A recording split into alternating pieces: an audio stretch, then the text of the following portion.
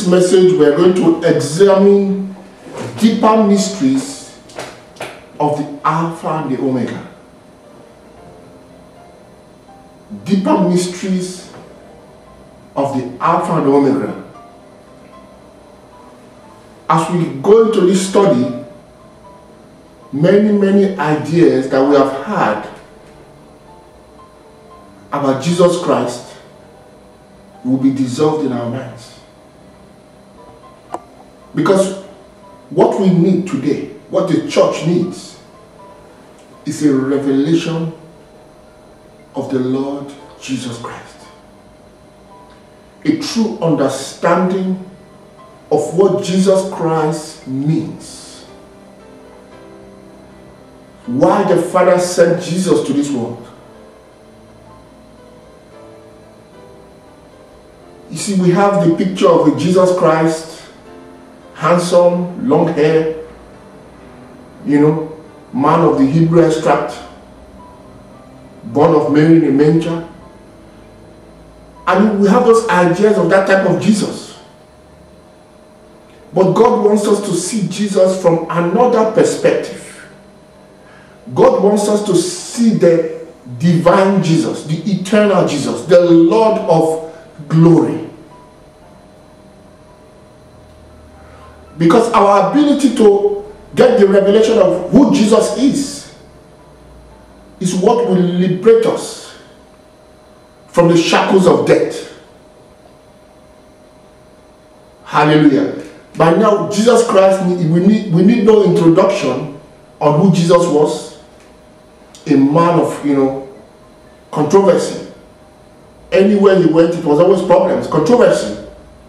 Because the things that he spoke were never in agreement with the religious mind of men. The scribes and the Pharisees, the religious leaders, those who have studied the Bible, who knew the Torah, that's the Hebrew text from A to Z. You see, these ones, they could not stand Jesus because the knowledge of Jesus came to overthrow all their knowledge, and they were offended at him. Do you know that the mind with which the scribes and the Pharisees walked in those days is still present in this world today? The mind of the scribes and Pharisees is the same religious mind that has held the people of God captive for many years. Many Christians today are bound to the letters of the world. See, many Christians read the letters of the world and are not able to comprehend the spirit behind the letter. See, this is why Paul says that the letter killeth, but the spirit gives life. When we read the Bible or the Word of God with the natural mind, we read letters, and those letters cannot give us life in any way. That which will give us life is the Spirit of God. See, that's why Jesus Christ says, receive the Spirit. Receive understanding. Receive out of the depths of God.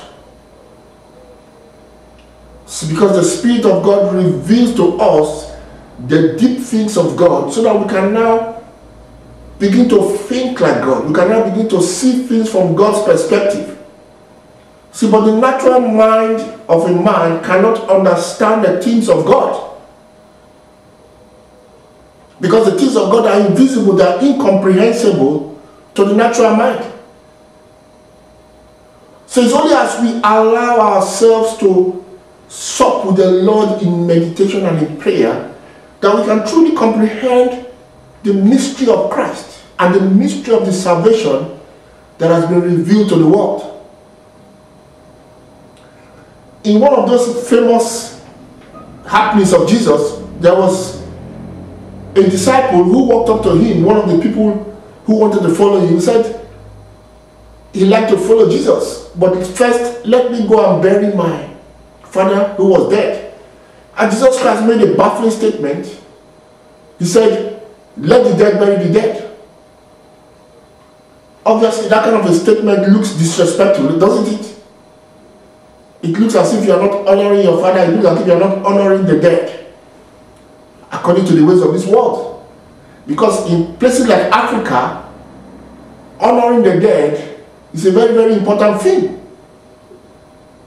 See, but Jesus Christ says, let the dead bury the dead. Because according to Jesus, or according to the consciousness that he walked in, he had overcome the realm of death.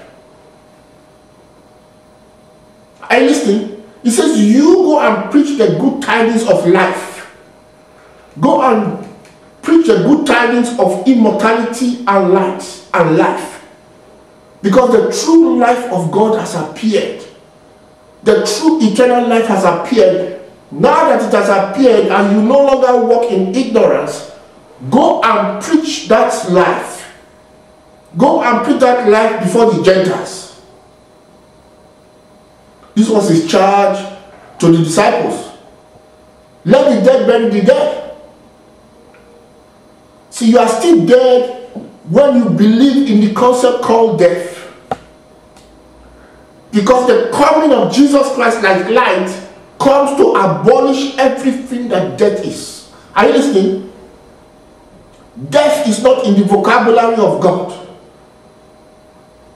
How did death come into the world? It was through the transgression of what? One man called Adam.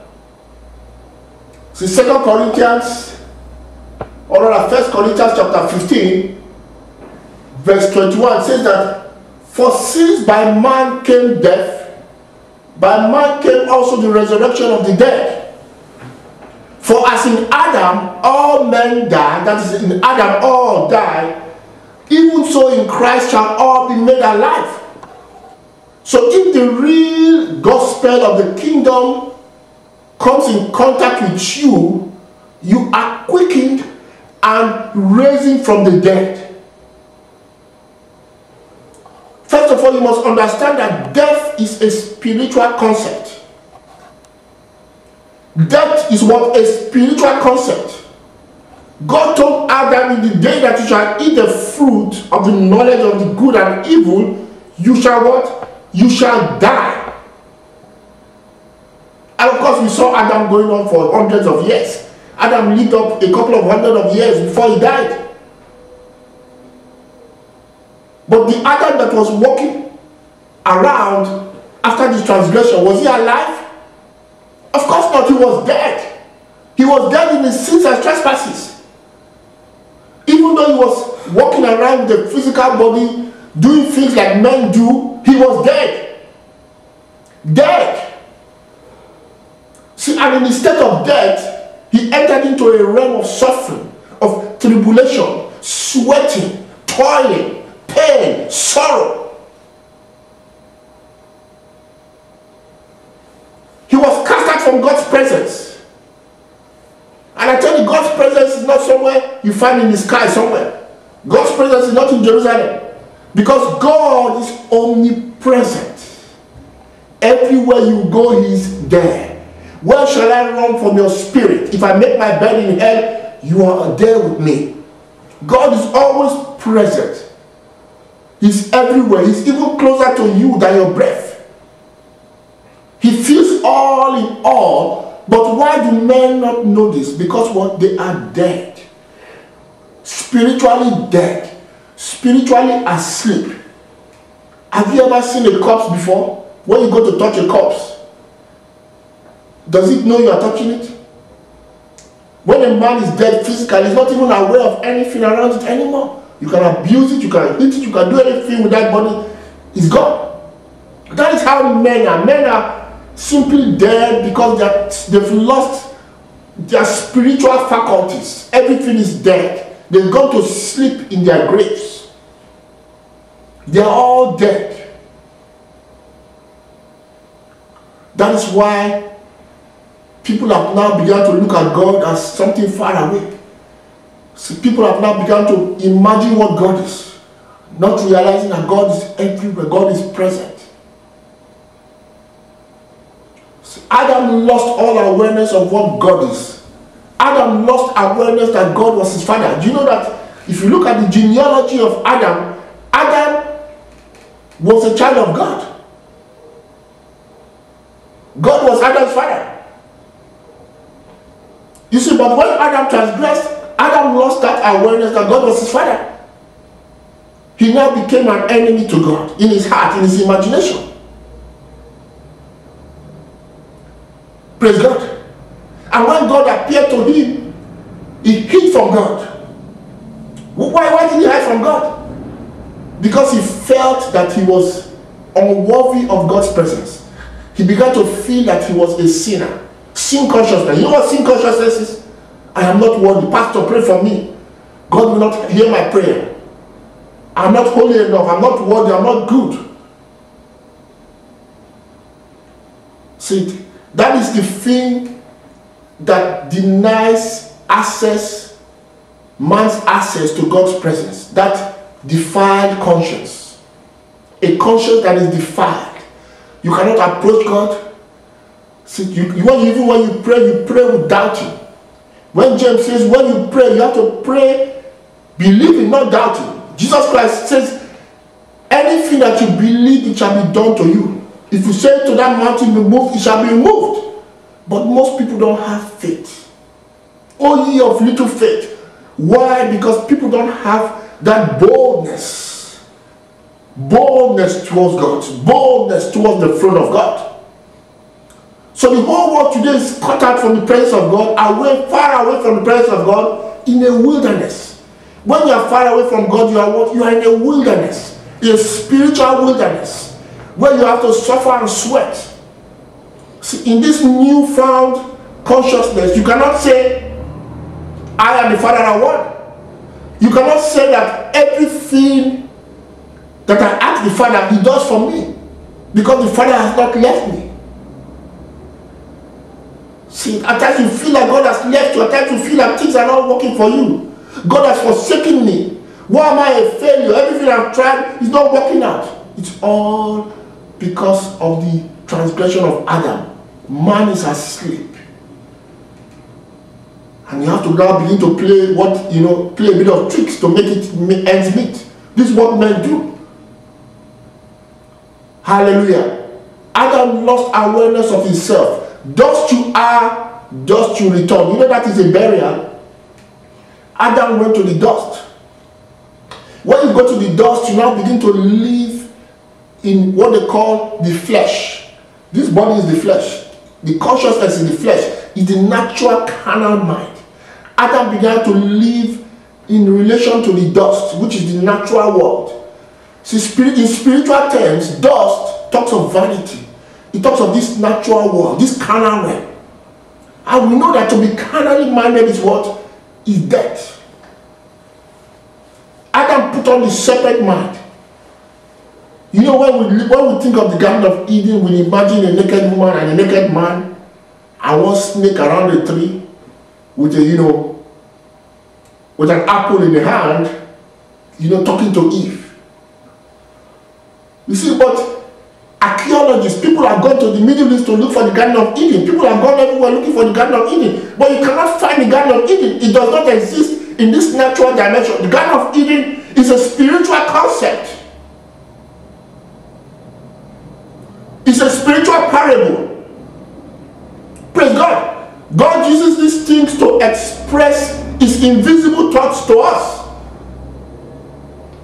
Things that pertain to God are invisible because God is invisible. God is spirit. His kingdom is spirit. Hallelujah. But God uses the natural things of this world to teach us about the invisible things. See, even Jesus Christ understood this principle. That is why He will preach in parables, isn't it? He will use parables to explain His Father's kingdom, His invisible kingdom. Because our orientation as men is towards natural things. We understand things according to the natural. So God has to use these natural things in this world to describe the invisible things of God. So the serpent mind is the carnal mind. The serpent represents the wisdom of this age. Now the wisdom of this world is all about carnality. men live according to the flesh. See, the flesh talks about the mind. It's the carnal mind. The carnal mind. See, that is the tree of the knowledge of good and evil. Men live in relation to a material world, a carnal mind. You think that you are a physical person. You think that you are a natural person. You think that you were born some years ago. All these things are from the carnal mind. And men have lost all awareness of their true nature. Do you know that we are sons of God? God did not bring forth a natural man. God birthed. God brought forth out of himself the incorruptible seed, which is that same incorruptible word, which is what? That same Christ that we preach today. God brought out forth from himself his same image and his same likeness. Are you listening? God did not bring forth flesh and blood, because God is what? Spirit. Jesus Christ says, your Father is what? Spirit. The Lord is the Spirit. This is what Paul says in his letter to the 2 Corinthians. He says, the Lord is the Spirit. God is not a man sitting on a physical chair somewhere in the sky, on a big chair. God is exalted and rules over all. God, to sit on a throne means to be exalted over all. He rules over all. But he's not a man. Hallelujah. Praise God. So we must understand the spiritual concepts. Are you listening? God is spirit, and his children are what? Spirits. God, his children are exactly like God. Do you know that most of all the problem today in this world is because we have lost all track, all knowledge of who we are? Like I said, when a man is dead, he does not know himself. Does he know himself? Of course not. He's lost in his sins and his trespasses. He does not know himself, and he begins to walk in carnality. He begins to think that he is black, he is white, he is Greek, he is Jew, he is Hebrew, he is male, he is female. See, but Paul says that there is neither Greek nor Jew, nor male nor female, nor black or white, but there is only Christ, the invisible one of God, the Spirit of God. Praise God. All the problem today we see in this world because men live in a mistaken identity. Men walk according to the flesh. The lusts, lustful passions, the wars, the bitterness is because men have become carnal. The orientation of the natural mind is to gain this world and the glories of this world. The vain glories of this world, that is the mind of every man. Not realizing that this world is not real. This world is just temporal. This world is a world that is only a shadow. Men have lost all track of God's kingdom, God's world, God's realm. And as long as you walk according to the flesh, in the transgression of Adam, we suffer many things. See it? And as a result of a defiled conscience through lust. You know, after lust, when there is lust, there is now sin. You know that? You hate somebody, you murder somebody. All these things because of lust. Because of lust, your attachment to this world. Because of this mistaken identity. Because you think that you belong to this world. And you now begin to lust and you hate and you murder and you do all kinds of things. And when there is blood on your hands, when you have a defiled conscience, you cannot approach God. Your conscience condemns you. You see, you begin to feel in your heart that God, you are worthy of the glory of God. You begin to hide from God like Adam. And it's all in your mind. It's all in what? In your mind. So when the time comes now, when there is sin, there is death. Because death means separation from God. See, Adam died because he lost awareness of the oneness he had with God. Adam was enjoying oneness with God in the Garden of Eden. He was enjoying the relationship of father and son. That same relationship that Jesus Christ came to exhibit to this world. That was what Adam was enjoying. That is why the garden was blooming with fruits of joy, with fruits of, patience, gladness. Hallelujah, with all power. Prospering in all things. Because he was experiencing the oneness with God, with the Father. He was walking in the consciousness of Christ. Hallelujah. God is here to turn your situation around. From a wilderness situation to a Garden of Eden. God wants to turn that situation around, that situation of Adam. Adam went into a wilderness. He went into a desert. He went to a place where there's thorns and thistles.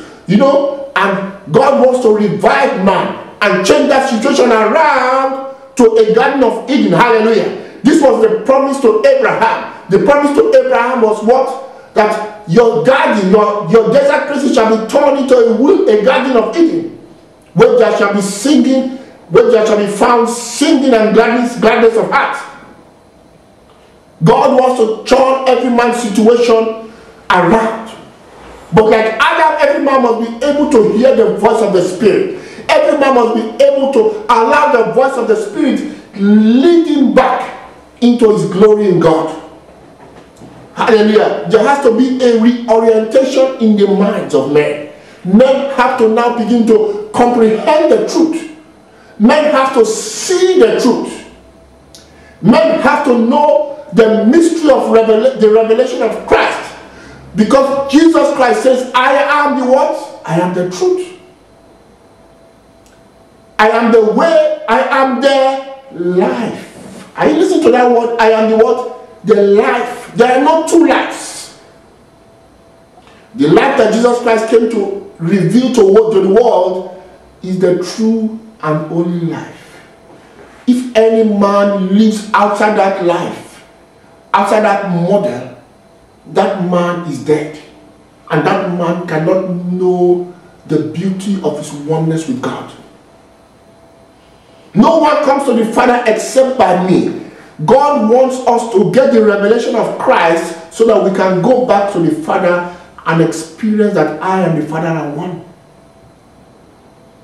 See, this was the prayer of Jesus before he went away. He says, Father, I have given them the glory that you have given me, that they may be one as I am one with thee.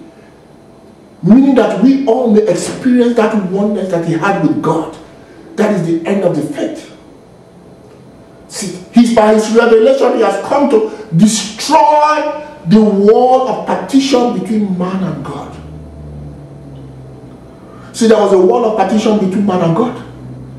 And we have tried to use religion to get across to God, across the veil to God. Remember in the Old Testament, you had the temples, the tabernacle of God and all that. They had to burn incense, and the incense would grow beyond the veil to meet God who was in the holies of holies. There was that veil, and no man could actually approach God, but they had to, kind of burn incense, worship, praise, and all that kind of stuff across the veil. But today that veil has been destroyed. Hallelujah. That wall of separation has been destroyed. Hallelujah. So that we can once more enter in and experience our being in God, walking in God, living in God. Hallelujah. Having our being in God, exactly like Jesus. Jesus says that the Father is in me. The Father in me does the work.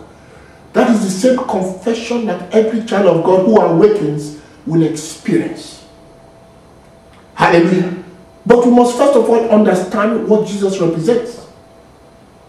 See, God's will is that every man see him. Now, what does it mean to see? It doesn't mean that you see Jesus Christ with the physical eyes. See, people are still waiting to see Jesus Christ appear in the sky and they will, hold and be happy and all that kind of stuff. But Paul says that if we have known Jesus Christ after the flesh, we no longer know him in this manner. Because Jesus Christ in the first place was never flesh and blood. See, yes, he appeared for a season as a human being. He appeared in that form for a sole purpose, and that is to reveal the mystery of Christ, to reveal the mystery of the glory of God, so that all men can see and be saved therein. He came to this world to reveal the mystery of godliness. See, he came to reveal the mystery of that man that God created in his image and in his likeness, so that all men can see it and be saved. Are you listening? All men can see, believe, and be saved. Because God has loved this world. God loves you. He loves every man out there. So he has now given us the Son. He has now given us Christ, the revelation of the true Son of God, who is the image of God. Hallelujah. Who is the brightness of his glory, the person of his image. God wants every man to see him. To see him is to understand. It is to comprehend. When you say you see, oh, I see, I understand. God wants us to see it, to understand by the eyes of the Spirit what Christ is, who Christ is. And when we see him, this is what will deliver us from the power of death. See, John the Apostle says that we shall behold him. See, and we are changed as we behold him to be exactly as he is. Paul also writes, beholding him with unveiled faces, we are transformed from glory to glory, even as the Lord is Spirit. We are transformed back into that same image as we behold him. As the veil has been removed from our face, and we behold the true model. What are we beholding? We are beholding a Jesus that is not born of flesh. We are beholding a spiritual man. Jesus Christ says, I am from above. I am from the high places of heaven. I am a celestial man. I am a spiritual man. I am a man of light. But you are from below. You are men, mortal men.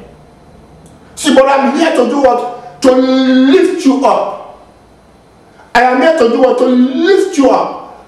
So that where I am, you may what? You may be also.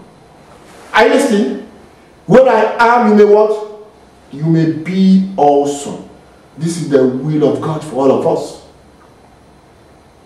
Where I am, you may be also. In that place, that elevated place that I live, you may be also. God wants us to see that's Jesus and recognize that Jesus as our life. Because God created one man. And God created that man in his image and his likeness. And God gave that man what? All dominion, all power, all honor, all blessings. Everything that is God is invested in that man. Hallelujah. Paul says that the fullness of God resides in him. John the Apostle says, the anointing of God rests with him without measure. Oh, praise God. Hallelujah. Do you know that we all are in him? Do you know that we all are in that one man? Oh, praise God. Hallelujah. Hallelujah. Do you know that that one man is a many-membered body? One body, many members. And we all are all part of that body. We are all partakers of that divine nature. Somebody said, but what am I going through all this problem I'm going through if I'm in the glory of God? Why do I suffer everything that I go through? I pay my tithes. I love God. I go to church every Sunday. I do everything that every Christian is supposed to do. Why is it that things are not working for me? The answer is in our recognizing truth. Religion does not represent truth. Do you hear what I'm saying? Religion does not represent truth. Jesus Christ says that the hour comes when you don't have to go to that mountain or that mountain or that mountain or there to see God or to worship God. But the true worshippers of God will worship God in spirit and in truth. Now, what is the spirit and what is the truth? Christ is the spirit. Christ is the truth. See, to get back into that place where you recognize and realize your glory in God, to recognize the unlimited blessings that is yours from the foundation of the world, to rediscover the dominion. Oh, praise God. There must be a spiritual rebirth. See it. And it all occurs in the mind. There has to be a turning around, recognizing our true nature. See, an awakening to the same. Hallelujah. Because the way it is the way we are. Are you listening? From God's perspective, God did not create a sinner. God did not create any man with problems, with disease, with anything. All that thing is simply because we have walked in the mistake. We have walked in the lie. We have walked not knowing who we are. We have walked not knowing our relationship with God. The secret of who we are has been hidden in the dust. It has been hidden in clay vessels. See, Satan had hidden from us the mystery of the glory of God that we are. Do you know that? The work of Satan is to bind the people, is to cover their faces, is to blind them from the reality. You know, you can have these eyes to see physically and you are still blind.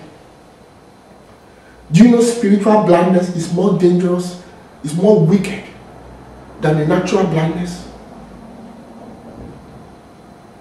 Because when you are blind, you just grope in darkness. You don't know who you are, you don't know where you are going. And that is how men walk in this world. Can the dead see? They can't see. Can the dead hear? They can't hear. The dead don't know anything. That is what man is all about. Praise God. But the hour is coming, and the hour has now come. Amen. The hour has now come for what? That all those in their graves will hear the voice of the Son of Man. All those who are sleeping in the dust in Adam, in the transgression of Adam, begin to hear the voice of the Son of Man and comfort. Awake from the dead. Hallelujah. Thou that sleepest what? Awake from the dead. And the light of Christ will shine on you. Praise God. Lazarus, comfort. Comfort from that dark cave. Hallelujah. My sons, comfort into the light. What happened when Jesus Christ commanded Lazarus to comfort? He came forth jumping, you know, the hands were bound, the feet were bound, the face was covered with a handkerchief. Jesus Christ said what? Loosen him and let him go free. Hallelujah, hallelujah, hallelujah. Do you know Lazarus is a parable of you and I? In the darkness of this cave, with the faces covered, our understanding covered, so that we could not see truth. We are bound to the elements of this world, bound to this natural dimension, bound to time and space, bound to doctrines of religion. And when you walk in the flesh, you are under the law. And where there is the law, there is sin and there is death. See, but I am the resurrection. You know Jesus Christ said that before Lazarus came forth? He says what? I am the resurrection. And I am what? The life. I am that resurrection and I am the life. You know, we thought the resurrection means something will happen tomorrow. Everybody will wake up from their graves. Physical graves in the cemeteries out there. And people will now, you know, begin to praise God and love God and all that kind of stuff. Jesus Christ says, I am the resurrection. If any man awakes from the dead. See, awakening from the dead is a spiritual concept. It's to awaken within you. Awaken from the illusion that you are a creature of the dust. Awaken from the illusion that you are flesh and blood. awaken back into your true image, which is Christ, the Son of God. Hallelujah. That is the resurrection. When you are waking back into the life. That is the true, original, eternal life that is from the beginning. That is the image of God, the brightness of His glory. Everything that is God is. When you are awake, you will discover that you are blessed with everything. And all power in heaven and earth is invested in you. Praise God. Hallelujah. Paul says that if the light of the gospel does not shine on you, it is Satan that has what veiled you. Satan has what veiled you. You see this in 2 Corinthians chapter 4. I started from verse 3. If our gospel be hid, to them it is hid to them that is what? Lost. In whom the God of this world has what? Has blinded the minds of them which believe not, lest the light of the glorious gospel, who is the image of God, lest the light of the glorious gospel of Christ, who is what? The image of God, should shine on them. For we preach not what? Ourselves, but Christ Jesus the Lord, and ourselves and your servants for Christ's sake. For God has commanded the light to shine out of darkness, and has shined in our hearts to give light of the knowledge of the glory of God in the face of Jesus. But we have this treasure in earthen vessels, that the excellence of the power may be of God and not of us. Are you listening? Where is the earthen vessels? This is the earthen vessels. Paul is speaking about a glory that is hidden in these earthen vessels. And that glory is Christ, the image of God. Hallelujah. Christ in you, the hope of glory. Now listen to what Paul didn't say Christ in Jerusalem, the hope of glory. He didn't say Christ that will come tomorrow in the sky is the hope of glory. But he said what? Christ in what? In you. The image of God in you. Your true self, your true image that has been hidden from you by Satan. You see what Satan does? Satan blinds the eyes of men. He blinded the eyes of Adam, so that Adam lost all awareness that he is the beauty and the glory of God. Adam began to walk in flesh and blood as a man, and as a mere mortal. Adam lost all awareness of the beauty and the glory of God that he is.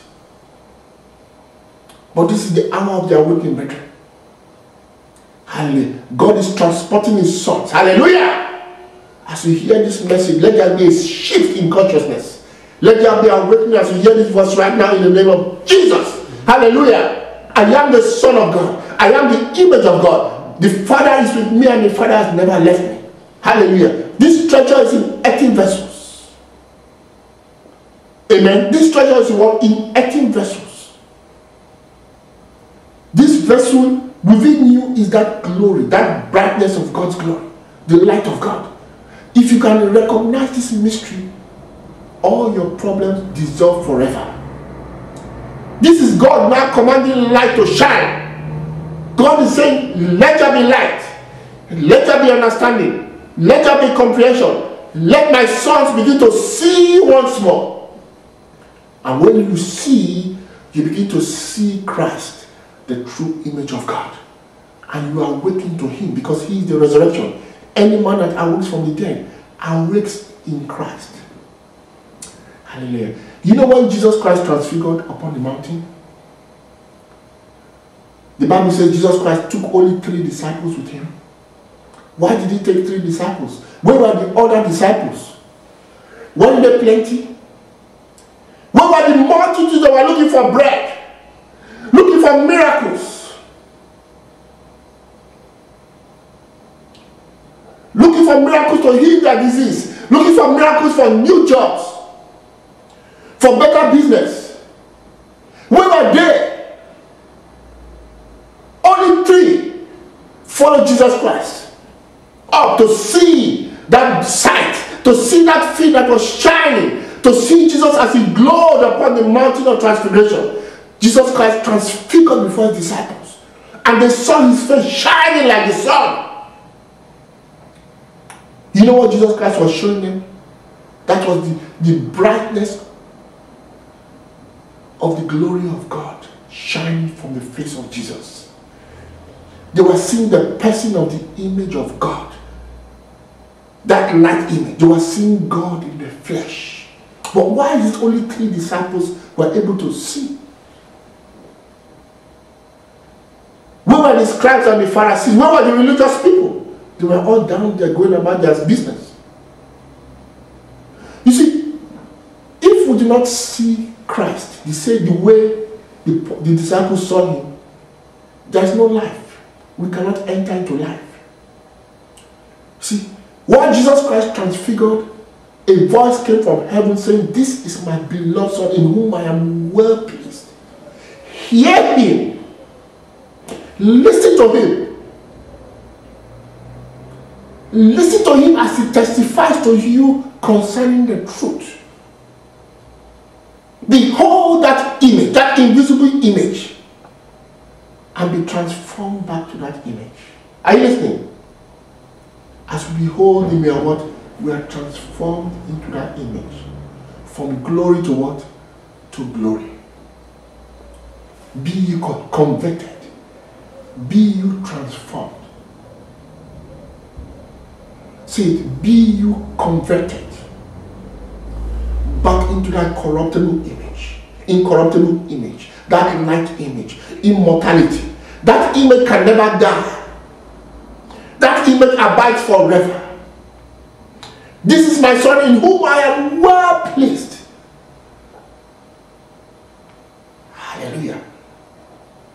And when Jesus Christ transfigured, there was a glory cloud that encompassed him. A glory cloud. We all today are being caught up into that cloud as we hear this message. We are being caught up into that glory cloud so that we can be partakers of the glory of God. So that we can be one with God. So that we can experience that beauty and that majesty that Jesus Christ displayed upon the mountain as he transfigured. That is the Christ in you. That is the image of God in you. See, that is the disciples were beholding things to come. They were beholding themselves the way they are in the eyes of God. God wants every child to see that image and be converted back into that image. Hallelujah. God wants his sons to come back from the dead. Because it is not the pleasure of God to see his sons suffering. It's not the pleasure of God to see his sons in tribulation, in pain. It's not the pleasure of God to see his sons perishing. So right now he's giving us back the revelation of Christ so that we can be saved through this revelation. Praise God. So how we see Jesus and how we understand the gospel is what that can bring transformation in our lives. It's not about building big empires. Churches here and there, you know, multitudes coming to your church and all that kind of stuff. If you do not see the mystery of Christ, if you don't get the revelation of what the Father wants you to see, you are dead. And he cannot help you. You're trying to be good as a man. Your good works in religion cannot help you. What can help you is that I may know him. It's not intellectual knowledge. It's a conscious knowledge. I may know the mystery of the Christ in me. I may know who I am. The power of the resurrection. If I awake, I know him. The psalmist says that when I awake, I shall awake what? In your likeness. If we do not know that we are that light image of Christ, if we do not know that we are the brightness of the glory of God, if we do not know that we are like God, if we do not know that we are one with God, we are what? We are dead, we are asleep. And we just suffer unnecessarily due to ignorance. You live a life in fear, uncertainty, and all that kind of stuff, not knowing that everything in heaven and earth is yours, that you are inheritor of everything that is the Father's. Hallelujah. God wants his sons to get back into that immaculate state that they lost through the transgression, through the lie of the devil. See, I've not come to condemn, but I've come to reconcile all men back to God. Hallelujah. John the Apostle saw Jesus Christ again as he revealed his glorious form while he was on the island of Patmos. You see this in the book of Revelations chapter 1. The book of Revelations chapter 1. Now the book of Revelation is a book that has been widely misinterpreted. You know, most people think that, you know, they look at future events, forecasters of doomsday. Many people have written books on apocalypse, the apocalypse, the end of the world. See it. Many people have written books on, you know, things that will happen, great tribulation here and there. They've written books about, you know, Armageddon. People have written books about a future Jerusalem coming down from the sky. People have written many, many kind of books concerning the book of Revelation. And these are big, big names. Best-selling books. You see, but I tell you the truth, God will send small children. This is what Jesus said, I will send small children among you. People who are not known, who have the understanding, who are endowed with wisdom. Some of these people, you will despise them because they don't have big, big churches. They don't have big names. Some of these people will not be appreciated by the men of this age. But they have the word of God. See it. Never mind the big names. You can have a big name before men, but you are not known in the spheres of God's realm. Praise God. Even Jesus, while he was here, had only 11 disciples. Do you know that? Only 11 disciples. And I tell you, relatively, those who are sons of God, those who are truly walking in the true revelation, those who are endowed with wisdom from above, are hardly recognized in this world. Hardly. John says that if they had known him, or if they could know him, they will also know you. See, but the world cannot know Christ. Because the world means ignorance of what Christ is. You see, do you know what the end of the world is? You know what the end of the world really means? Jesus Christ defined the world. To be in the world means ignorance of Christ and of God. Adam, in his transgression, entered into a realm called the world. It's a realm where there is no knowledge of God. It's a realm where there is no knowledge of what Christ is or who Christ is. That's what the world is all about. But we who are awakening, we who get the revelation of Christ, we upon whom God has commanded the light to shine, upon we the ends of the world has come. Because Christ Jesus is not of this world. He said, I am not of this world. Neither are we who hear the voice of truth. We are not of this world. Awakening to truth and arising in Christ represent the end of this world.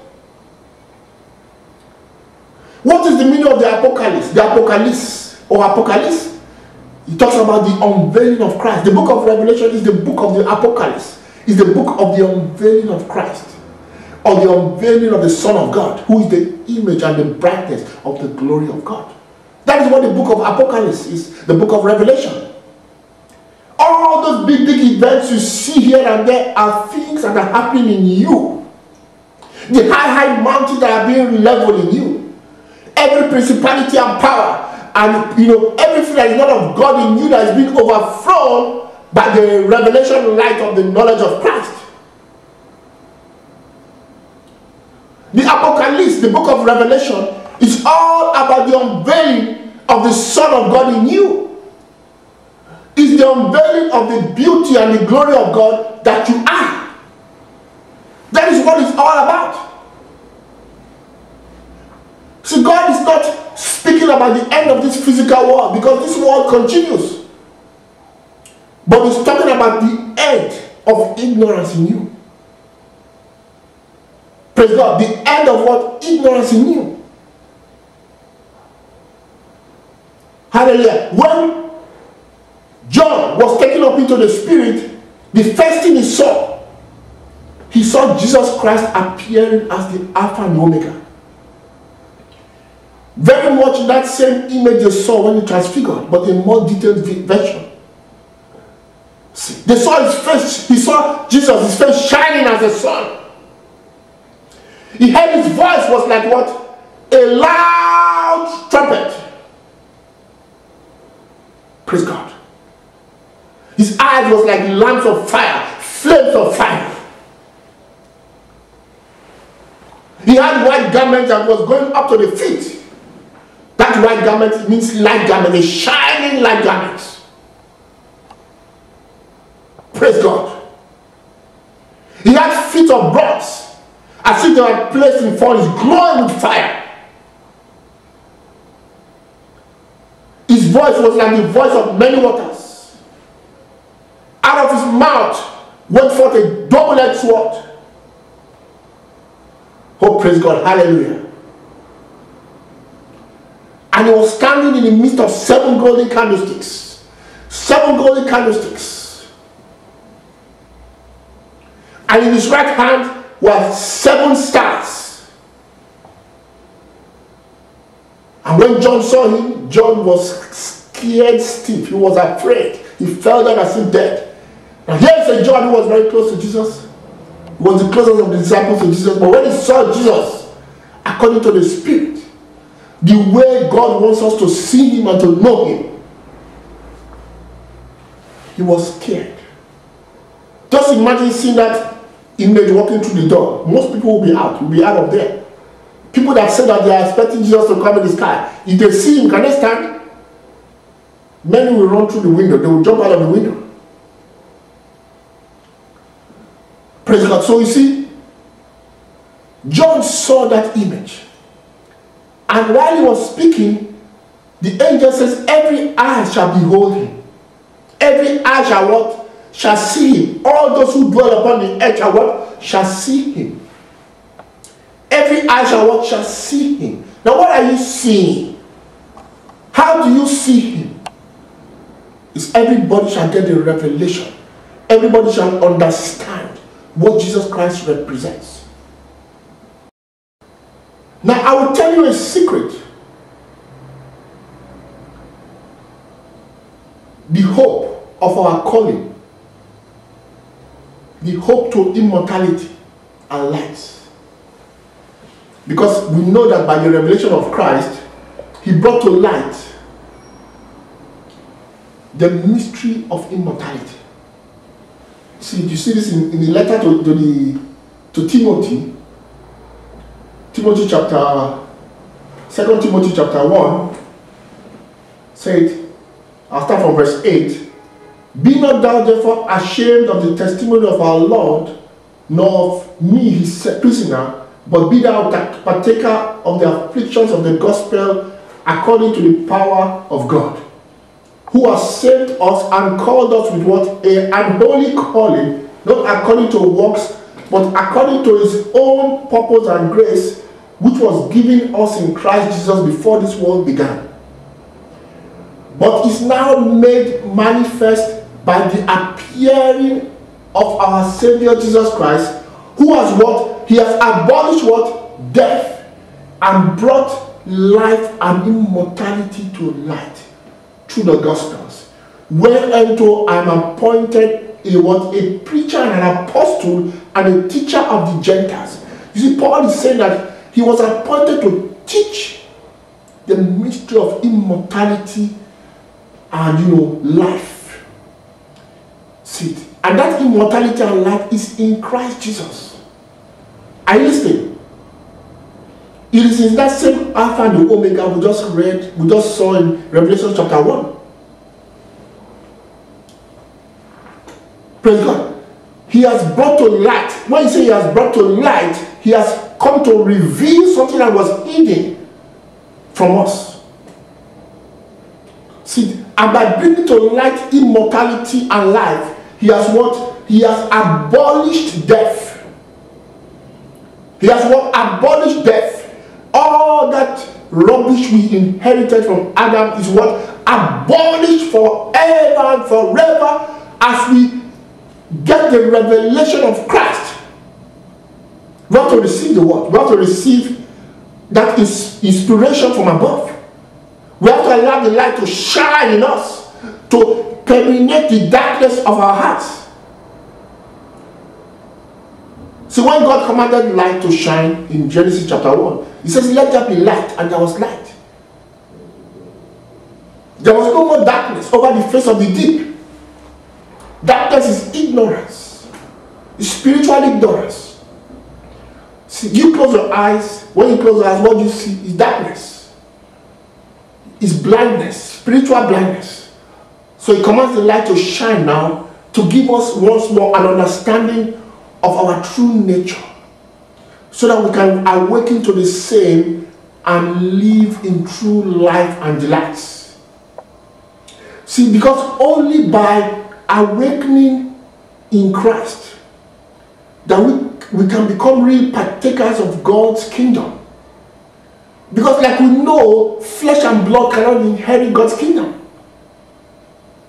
God's world, God's realm, where there is no more sorrow, where there is no more pain, where there is no more, the things that men suffer in this world, we can only enter in by Christ.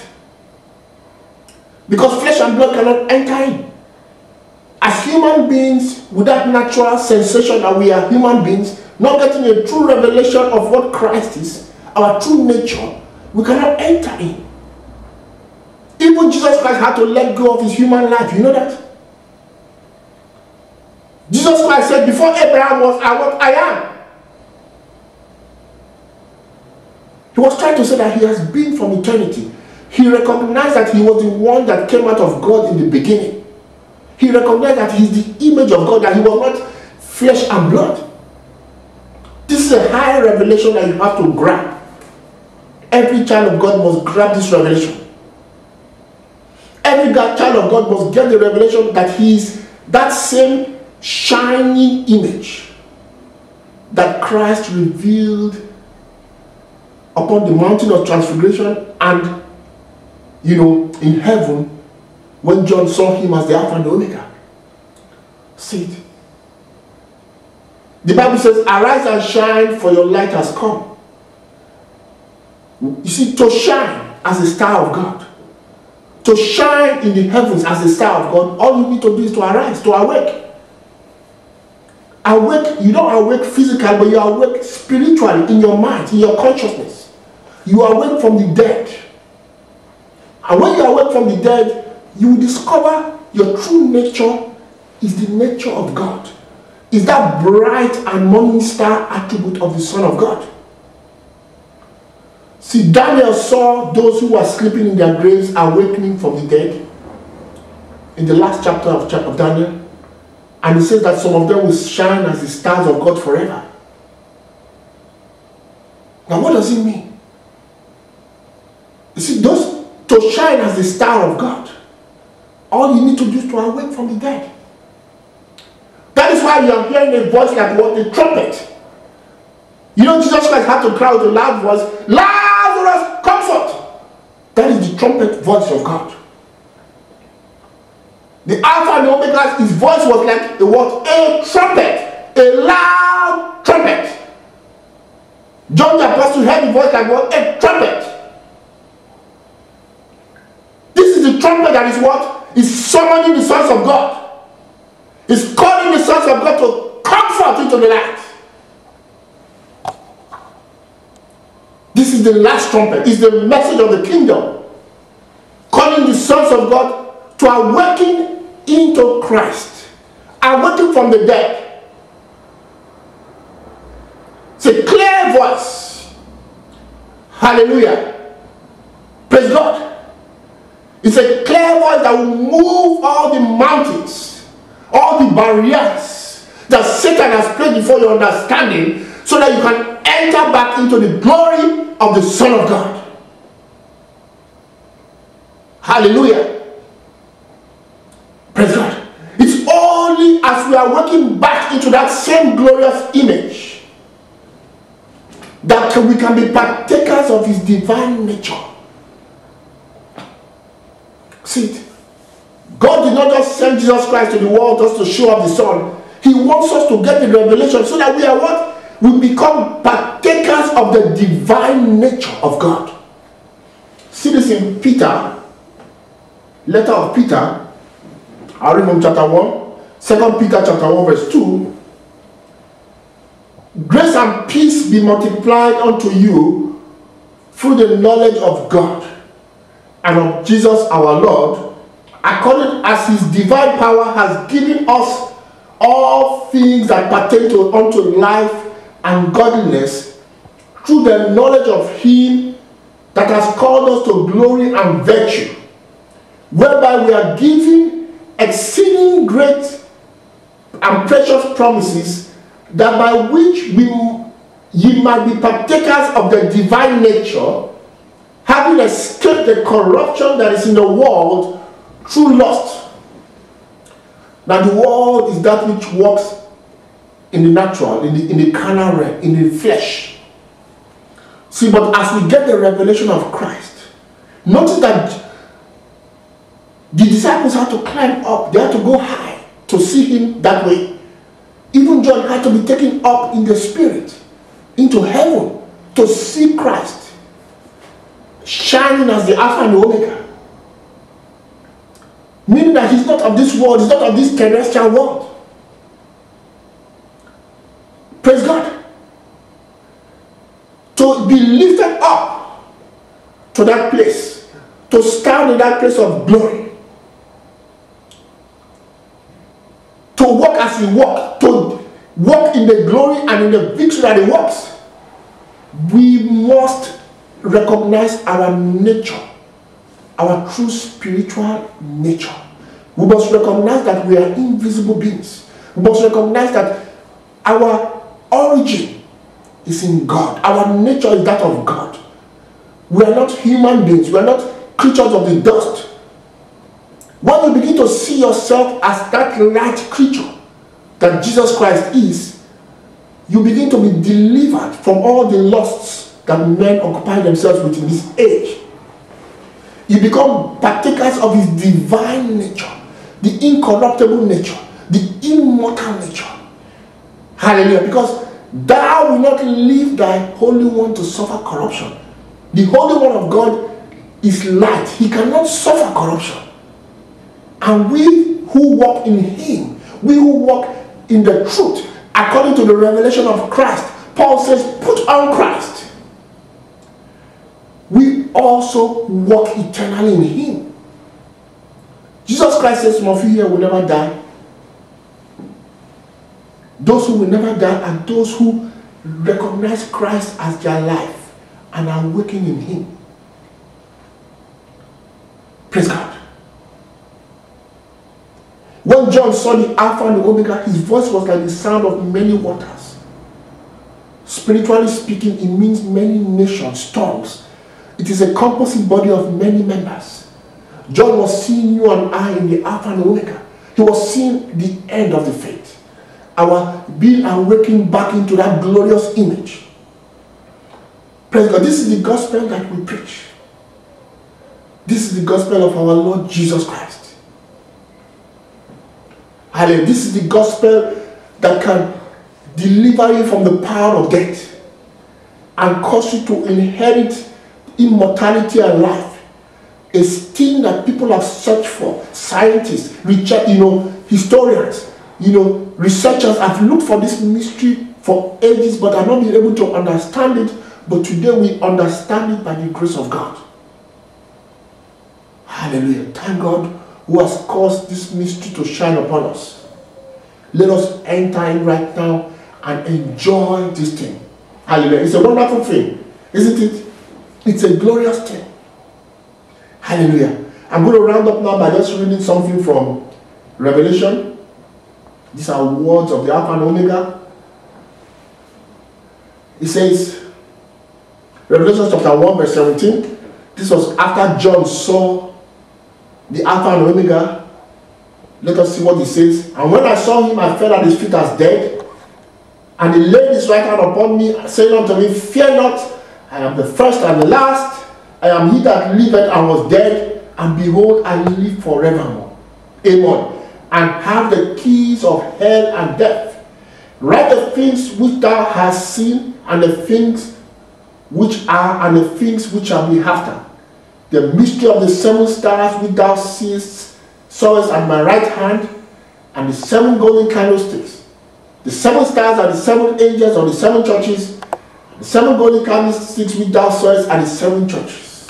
Hallelujah. Praise God. Now, I want us to understand what he's saying here. He says here that what?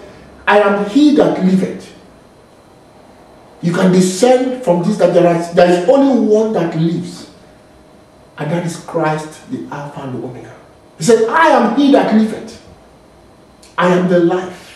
I am the one that, I am that true light of God. I am that true eternal life. I am only he that liveth. Any man that awakens, awakens in him. Any man that awakens becomes one of the voices of the Alpha and the Omega. Because we have our being in him. Our origin is in him. Our life is in him. Our glory is in him. That is us.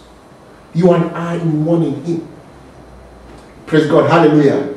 Amen. I was dead. Now, Jesus Christ tasted of death when he came down to live as a human being. When he came to live in the flesh. That was the death he tasted of. Praise God. Hallelujah. Amen. And he said, I have the keys of hell and death. I have the keys of hell and death. This is the keys given to us today on the platter of God. The key that we have to deliver us from the realm of hell. Hell means separation from God. It means it is the torments that men suffer as a result of their separation from God. When Adam transgressed against God, he was cast into hell. So it's a realm of suffering, hell, tears, pain. Amen. But he's here to lift his people up. It's the realm where the worms don't die, where there is corruption, where there is mortality, where men die. It's the realm of the grave. But he's calling us today out of that realm, so that we can what? Be partakers of the life of God. Isn't it wonderful? He has given us the key. Hallelujah. All we need is a revelation of Christ. All we need is a revelation of the mystery of Christ in us. And begin to walk in the light as he's in the light. When we walk in the light as he's in the light, death is no more. Praise God. Hallelujah. I advise those of you who have not gotten this book called The 7 Trumpets. You return to the Alpha and the Omega to make an order for that book. Now, if the price is too high or you feel you can't afford it, give us an email and we'll send you a free copy as the Lord enables us. Hallelujah. Come and fellowship with the fellowship of the Lord. Come and fellowship with us and let us comprehend this great mystery together. Hallelujah. Let us comprehend together the depth, the heights, the width. Hallelujah. The mystery of Christ, this mystery that surpasses all knowledge. And as we do this, let us glorify the Lord. Hallelujah. Let every man confess today that Christ is his life. Let every man awake to this mystery. God bless you. Amen.